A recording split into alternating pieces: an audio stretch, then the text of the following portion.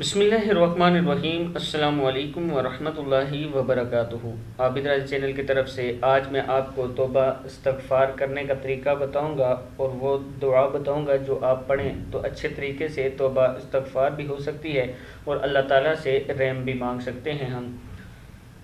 उससे पहले मैं अपने तमाम दोस्तों से गुजारिश करूंगा कि इस चैनल को आप सब्सक्राइब करें, बेल आइकन पर क्लिक करें ताकि डेली वीडियो आप लोगों तक पहुँच सके।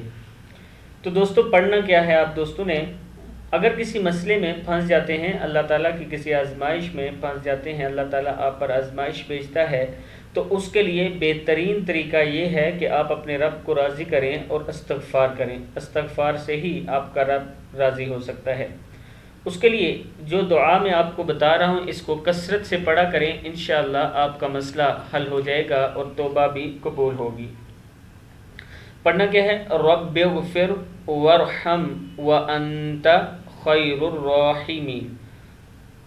क्या है ये? रब्बिग़फ़िर वरहम व अंत खैरुर राहिमीन।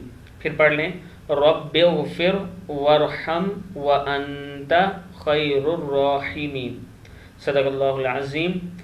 इसका मतलब है, ए अल्लाह हमें माफ़ फरमा, हम पर रहम फरमा, बेशक तू ही सबसे बेहतरीन रहम करने वाला है।